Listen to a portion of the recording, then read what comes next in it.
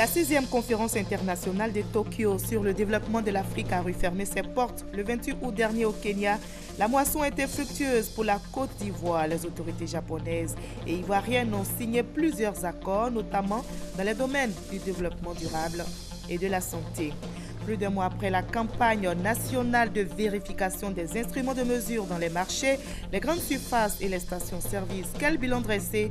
Les commerçants sensibilisés à l'utilisation de ces instruments se conforment-ils aux normes établies? Réponse dans ce journal. L'île Maurice vient d'abriter la conférence des ministres sur l'économie bleue et les changements climatiques. Les participants ont décidé d'inscrire sur l'agenda de la COP22 au Maroc la notion d'économie bleue. Il s'est ouvert aujourd'hui en Chine, le sommet des 20 plus grandes puissances de la planète. Les chefs d'État et de gouvernement vont tenter de s'accorder sur les moyens de relancer la croissance économique. Bonsoir à tous, bienvenue dans le 20h sur RTI 1. La 6e conférence internationale de Tokyo sur le développement de l'Afrique a refermé ses portes le 28 août dernier au Kenya et la moisson a été fructueuse pour notre pays. Les autorités ivoiriennes et japonaises ont signé plusieurs accords. Le marché ivoirien va accueillir plus d'investisseurs japonais. Abidjan sera un modèle de ville durable. Explication dans ce dossier signé Abiba Dambélé-Saoui. Faire profiter l'amélioration du climat des affaires en Côte d'Ivoire aux entreprises japonaises. Tout le sens de ce mémorandum d'entente signé entre l'Organisation japonaise du commerce extérieur, JETRO, et le Centre de promotion des investissements en Côte d'Ivoire, CEPICI. C'était en marge des travaux de la 6e conférence internationale de Tokyo sur le développement de l'Afrique, TICAD.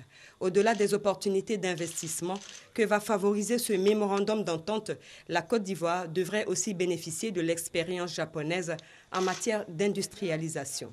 Le Japon est un pays qui regorge beaucoup de technologies de tout genre, allant de l'agro-industrie au TIC, en passant par la mécanisation, et même l'industrialisation, je dirais de manière générale.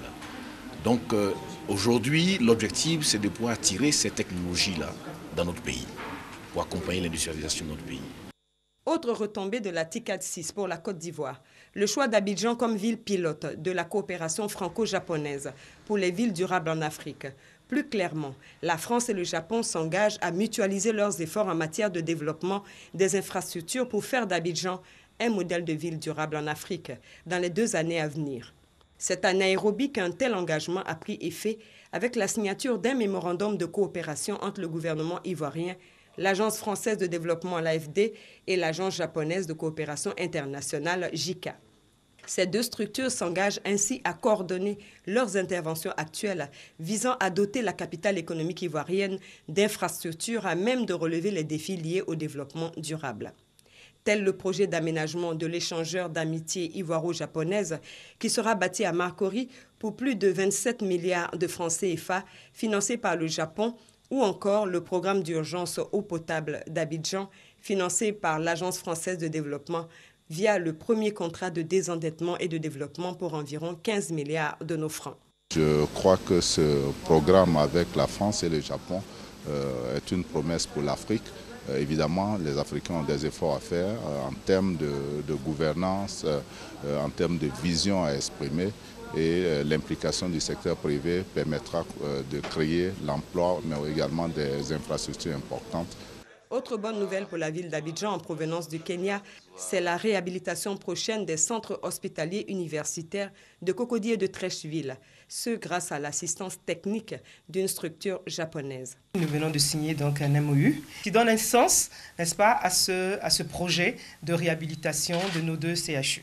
C'est juste une sorte d'entente auquel les 2 parties conviennent pour dire que nous sommes tous les 2 d'accord. Et après cela, maintenant, viendront toutes les formalités administratives et financières. La mise en œuvre prochaine de tous ces projets confirme la volonté du Japon, 3e puissance mondiale, à accompagner son partenaire ivoirien sur la voie de l'émergence. Le patronat ivoirien et les banquiers renforcent aussi leur coopération pour combler le déficit de financement qui touche le secteur privé ivoirien. Selon la Confédération générale des entreprises de Côte d'Ivoire, les besoins de financement du secteur privé ivoirien se chiffrent à environ 3 000 milliards de francs CFA. Pour combler donc ce besoin, les deux parties envisagent d'organiser un forum en novembre prochain. Mama Traoré, Jean-Jacques Ouamé.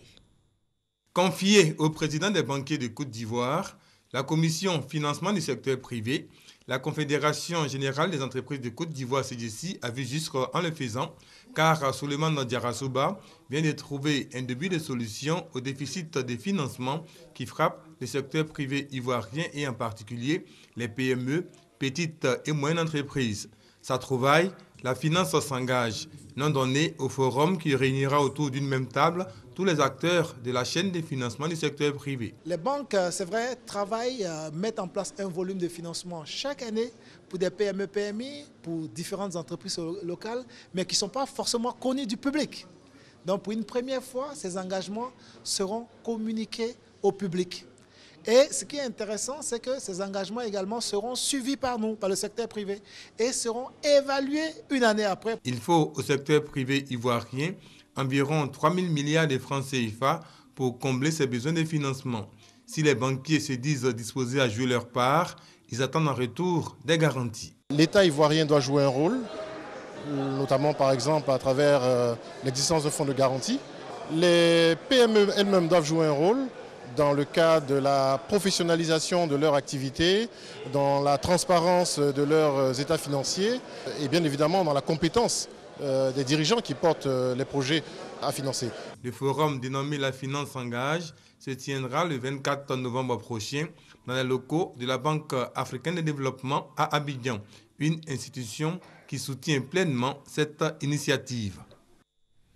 Plus d'un mois après la campagne nationale de vérification des instruments de mesure dans les marchés, les grandes surfaces et les stations-service, quel bilan dressé? Les commerçants sensibilisés à l'utilisation des instruments de mesure se conforment-ils aux normes établies?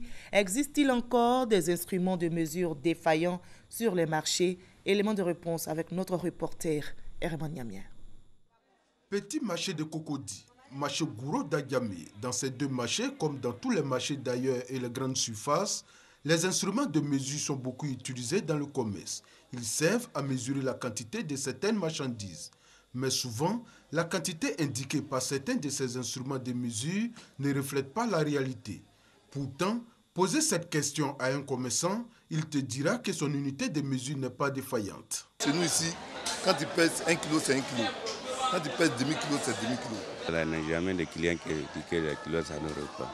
Toujours on contrôle. Quand on vient le matin, on contrôle ça bien avant de commencer. Les grandes victimes sont les clients. Ils n'ont aucun moyen pour s'assurer si oui ou non la quantité qui leur est servie est exacte. Honnêtement, je n'ai jamais essayé, donc je ne sais pas. Après avoir acheté, réessayé, repesé, je n'ai jamais essayé, donc je ne sais pas si ça diminue ou pas. Je sais pas. On croit sur parole. Pour favoriser la fiabilité et la transparence des transactions commerciales, le ministère du Commerce, à travers sa direction de la métrologie, du contrôle de la qualité et de la répression, initie des campagnes régulières de vérification sur les marchés. Cette année, cette campagne a eu lieu du 25 avril au 25 juillet 2016. Cette opération s'est déroulée sur l'ensemble du territoire national et elle nous a permis de contrôler au total 108 932 instruments de mesure. Nous avons constaté malheureusement des instruments détractés défaillants. Et quand ce cas de figure se présente, nous donnons la possibilité aux détenteurs d'instruments de mesure de pouvoir le réparer, de réajuster, si c'est possible, dans le cas contraire, l'instrument est mis hors service. Cette campagne a permis de saisir des centaines d'instruments de mesure défaillants. Yapi Georges Kwasi indique qu'après cette phase de régulation, viendra celle de la répression durant laquelle les agents du ministère du Commerce vont investir les marchés. Selon l'article 46 de la loi, les détenteurs du matériel non conforme encourent jusqu'à 6 millions d'amendes, quand ceux qui utilisent des instruments frauduleux encourent jusqu'à 10 millions d'amendes, bien entendu, suivi du retrait des outils de mesure incriminés. Et ils ne sont pas du tout concernés par les instruments de mesure. Ce sont les vendeurs de téléphones portables. Ils viennent de créer leur association. Elle est dénommée la COTED CI. C'est l'association des commerçants de téléphones et divers de Côte d'Ivoire. Ces commerçants ont été reçus par le ministre de l'Artisanat pour parler de la professionnalisation de leur secteur d'activité. Konepa Gassoro. Le marché est en plein boom, près de 20 millions d'abonnés dans la téléphonie mobile. Une aubaine pour de nombreux jeunes Ivoiriens en quête d'emploi. Transformés en vendeurs ou réparateurs de téléphones portables, ces jeunes travaillent à leur propre compte ou pour une tierce personne. Aujourd'hui, de plus en plus nombreux, ils ont décidé de parler d'une seule et même voix au sein de l'Association des commerçants de téléphones et divers de Côte d'Ivoire. La COTED-CI est allée parler professionnalisme de leur secteur.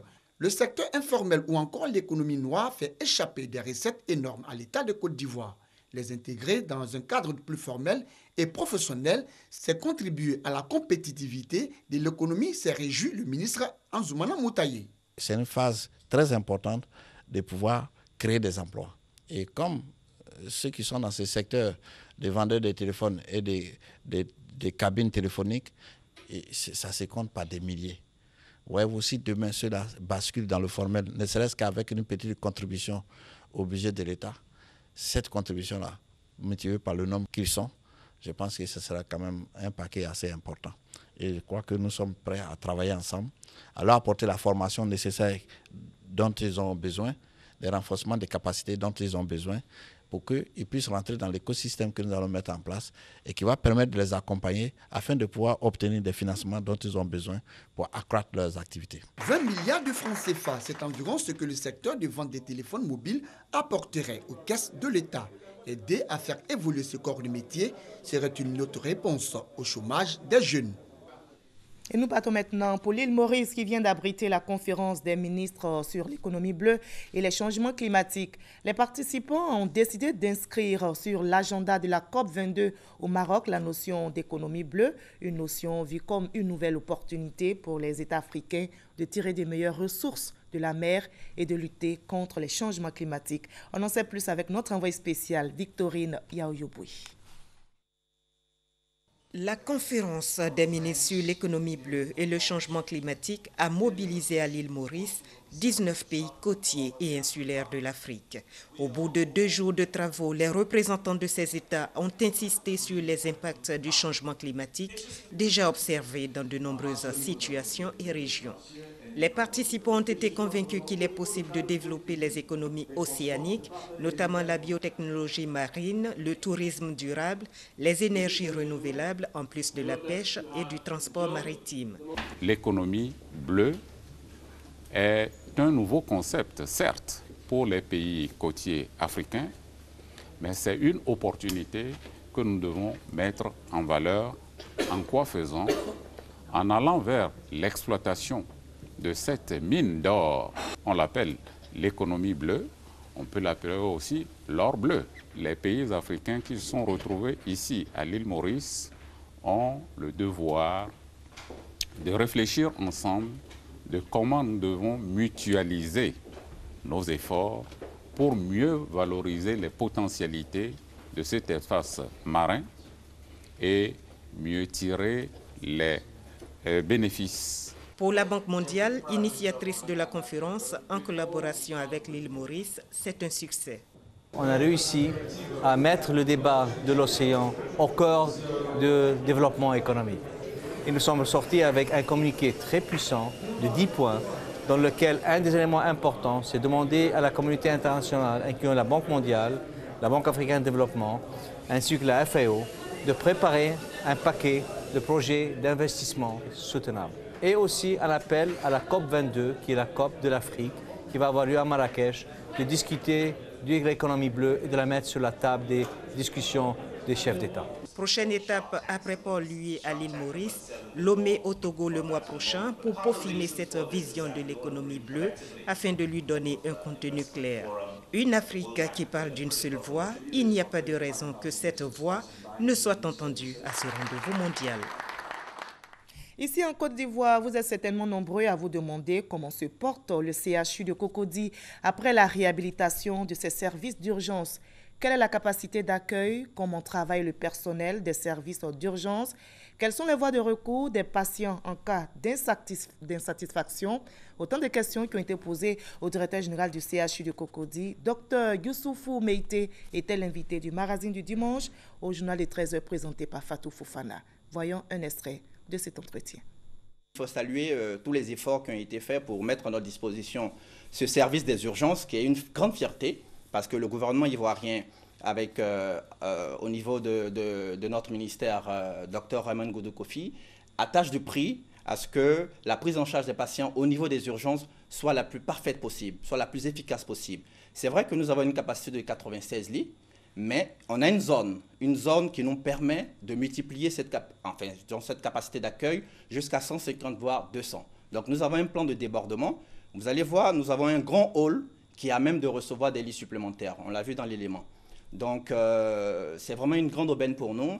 Et Madame la ministre, Dr Raymond Goudou Kofi, attache du prix à ce que, justement, au niveau de l'accueil, nous puissions communiquer, nous puissions rassurer la population pour dire que nous sommes assez outillés pour répondre de façon efficace et efficiente à, disons, leurs besoins en matière de santé. Quelles sont les possibilités que les patients ont quand ils ne sont pas bien accueillis, quand on ne s'occupe pas bien d'eux? Est-ce qu'ils ont des possibilités de se plaindre? Est-ce qu'il y a des sanctions qui sont prévues contre ces personnes? Oui, tout à fait. On a un dispositif de réclamation, un dispositif de recueil des plaintes, des insatisfactions. C'est le lieu là de rappeler, de dire à la population, quand vous arrivez au CHU de Cocody, nous sommes engagés dans le fait que votre dignité soit respectée, que votre droit à la santé soit une réalité. Et si vous n'êtes pas satisfait, joignez l'administration et, disons, la procédure va sur son cours. Et ils ont besoin aussi d'être bien accueillis, ces malades souffrant d'asthme et de rhumatisme qui recourent au personnel soignant, surtout en cette période de froid. Selon les spécialistes de la santé, le taux de consultation en cette période augmente de 20% pour les personnes atteintes de rhumatisme et 15% pour les asthmatiques. Il y a donc des précautions à prendre pour prévenir ces maladies, comme nous l'expliquent Aurélia Droukoula et Delphine Bla. Clémentine, 51 ans, asthmatique. Depuis l'enfance, redoute les périodes de froid. Pendant cette période, elle a des problèmes de respiration. Elle pique des crises aiguës d'asthme qui vont jusqu'à l'hospitalisation. Quand il fait frais, je pique la crise. Je touffe, je n'arrive pas à respirer. Cette autre dame, de 30 ans, a des douleurs dans les os. Elle souffre de rhumatisme depuis 8 ans. Elle aussi craint les périodes de froid. En période de froid, c'est les douleurs articulaires, c'est les enflux, c'est la fatigue et puis la fraîcheur que je ne supporte pas du tout. Le point commun de ces deux maladies, c'est qu'elles deviennent plus compliquées en période de froid selon les spécialistes. Le froid est une période qui est difficile parce que respirer l'air froid, ça entraîne une fermeture des bronches. Donc le froid va exagérer des crises. On a tous remarqué qu'en période de froid, il y a un réveil très net des douleurs articulaires. C'est un facteur qui déclenche en fait. Ce n'est pas le froid lui-même qui cause la maladie, mais le froid va favoriser l'expression de la maladie. L'asthme est l'une des maladies chroniques les plus répandues. C'est une inflammation chronique des voies respiratoires, notamment des bronches. Il s'agit d'une maladie qui surgit par crise pouvant être occasionnelle. Quant au rhumatisme, c'est une affection chronique qui se manifeste par de fortes douleurs au niveau des articulations, des os, des tendons et des ligaments. Il peut survenir à tout âge et n'est pas forcément lié à la vieillesse. Parmi les différentes formes de rhumatisme, il y a l'arthrose ou usure des cartilages et l'arthrite qui sont fréquents. En période de froid, les températures très basses ont tendance à accentuer les symptômes des maladies chroniques, notamment l'asthme et le rhumatisme, ce qui pourrait avoir des conséquences très graves pour les malades. Ce que risquent les malades, c'est effectivement que les douleurs soient plus fortes, que le handicap fonctionnel soit plus important, c'est-à-dire que c'est des malades qui rapidement sont bloqués, qui ne peuvent plus vaquer normalement à leurs activités. Le malade a des difficultés respiratoires. Quand il veut respirer, l'air ne sort pas facilement. Donc le thorax est bloqué et donc il respire difficilement. Alors la crise typique de l'asthme, c'est que le malade, quand il respire, ça siffle. Donc en plus des sifflements, il peut tousser. Et souvent, il tousse, il crache, et les crachats sont épais. Dans ces cas, une prise en charge et un traitement adéquat s'imposent. Le malade asthmatique, il a des traitements qui concernent la crise et il y a des traitements qui concernent après la crise.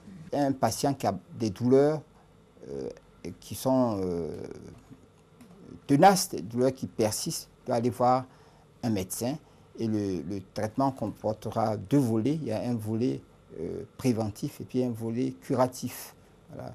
Mais vraiment, il vaut mieux laisser le médecin décider parce que les médicaments qu'on utilise sont des médicaments assez dangereux et qui ne sont pas de maniement très aisé. Il est important que les patients ne fassent pas de l'automédication. Le coût et la durée de la prise en charge et du traitement varient en fonction du type de pathologie.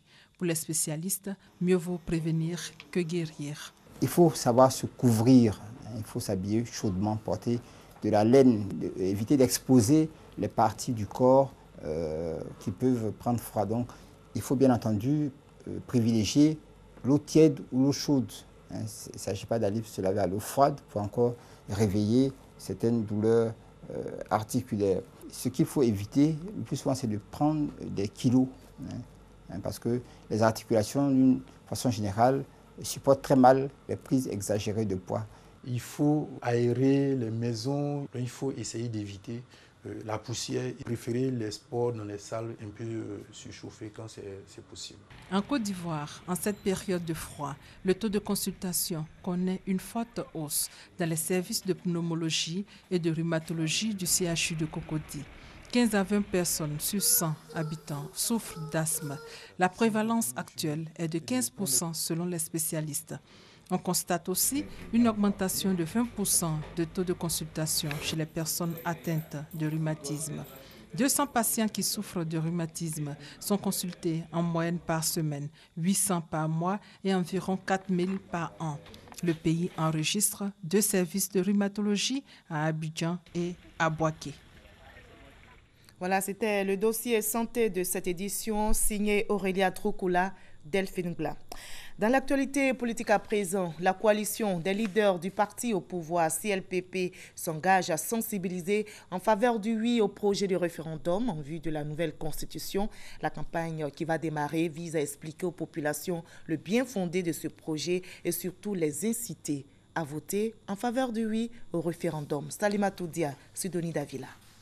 Des émissaires pour faire de la sensibilisation sur la nouvelle constitution en cours d'élaboration. La coalition des leaders du parti au pouvoir, CLPP, s'est engagée à expliquer aux populations le bien fondé de ce projet. La constitution du 1er août 2000 est une constitution de crise qui a fait naître également une autre crise plus grave. C'est pourquoi il faut mettre cette constitution de côté. C'est pourquoi nous encourageons le président Alassane Ouattara de mettre sur pied cette nouvelle constitution. Nous allons faire du porte-à-porte, expliquer à la population que cette constitution va sauver la nation ivoirienne. Et cette constitution va venir renforcer encore la cohésion sociale. Une tournée nationale pour appeler à voter oui lors du référendum à venir. Avec en son sein une 50aine de mouvements et d'associations du Rassemblement des oufouettistes pour la démocratie et la paix RHDP, cet engagement politique est soutenu par le parrain Adama Bictogo et par la jeunesse du Rassemblement des républicains RDR. Ce sont 25 membres qui constituent le bureau national de la CLPP avec à sa tête Augustin Ouattara, président investi ce dimanche. Elle a consacré sa vie à aider les plus démunis. Ses actions ont été reconnues. Mère Teresa a été proclamée sainte par le pape François. Cette icône mondiale de la charité a été canonisée aujourd'hui à la place Saint-Pierre au Vatican par le souverain pontife devant des milliers de fidèles catholiques. Elle a été déclarée la bienheureuse Teresa de Calcutta. Sidonie Davila. Nous déclarons la bienheureuse Teresa de Calcutta sainte et nous l'inscrivons parmi les saints en décrétant qu'elle soit vénérée en tant que telle par toute l'Église. En prononçant cette formule de canonisation rituelle, le pape François reconnaît officiellement l'infatigable et la bienfaitrice de l'humanité, Mère Teresa, sainte, 19 ans après sa mort. Celle qu'on surnommait la Sainte des Caniveaux, Mère Teresa, est ainsi proposée comme modèle de vie chrétienne. L'événement a été célébré à la place Saint-Pierre de Rome au cours d'une messe de canonisation ce dimanche. La présence d'une douzaine de chefs d'État et de centaines de milliers de fidèles à cette canonisation constitue un temps fort du jubilé de la miséricorde voulu par le pape argentin. Par cet acte de canonisation, l'Église catholique ne prétend pas décider de la destinée éternelle du saint. Son rôle est avant tout liturgique et pédagogique. En canonisant un être, l'Église déclare qu'elle a des raisons sérieuses de croire que l'intercession du saint est utile aux fidèles et que ceux-ci peuvent s'adresser à lui en toute confiance. Dans cet objectif, on lui institue quelquefois un jour de fête spéciale. Pour Mère Teresa de Calcutta, le jour fixé dans le calendrier catholique des saints est le 5 septembre, jour anniversaire de sa mort. La religieuse au sari blanc bordé de bleu, devenue une icône mondiale, est née le 26 août 1910. Religieuse catholique et originaire d'Albanie, elle est de nationalité indienne.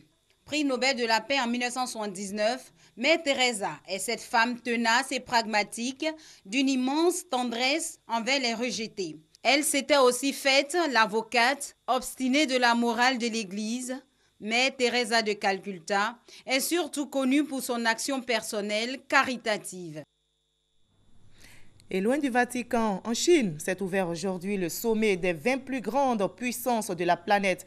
Les chefs d'État et de gouvernement des 20 premières économies mondiales vont tenter de s'accorder sur les moyens de relancer la croissance économique après le retrait des Britanniques de l'Union européenne. Le Fonds monétaire international a abaissé ses prévisions de croissance. Le sommet du G20 va donc tenter de trouver une solution, comme nous l'explique Sidonie Davila.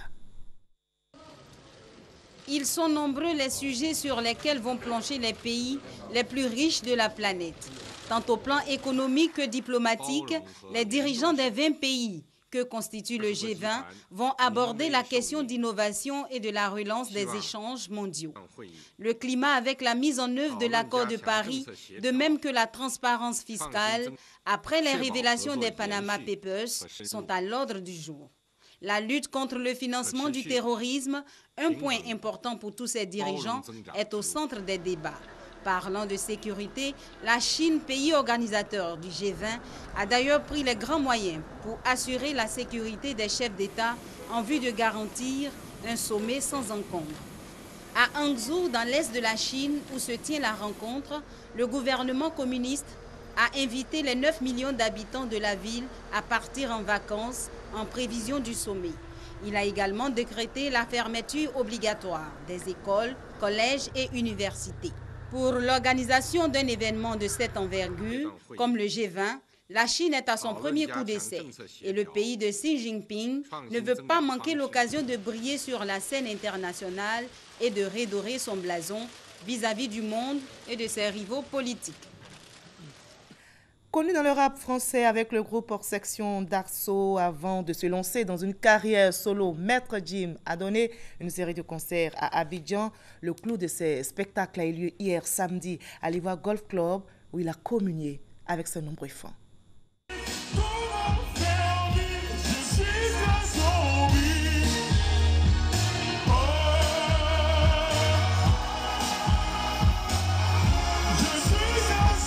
Une longue attente ponctuée d'une grande fatigue pour les spectateurs. Un concert à la hauteur des attentes. Un pari réussi par le rappeur français Maître Gims pour soulager ses nombreux fans venus l'écouter et l'acclamer.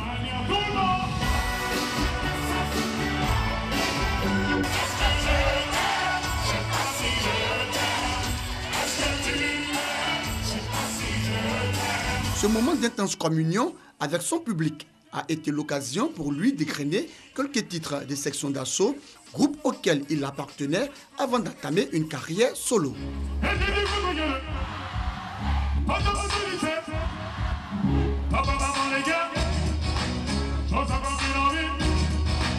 À Abidjan, depuis mercredi, Maître Gims boucle son séjour au bord de la lagune ébriée avec ce spectacle de l'Ivoire Golf Club. Un concert qui aura tenu toutes ses promesses où paroles mélodieuses et rimes endiablées ont fait bon ménage à la grande satisfaction de ses nombreux fans.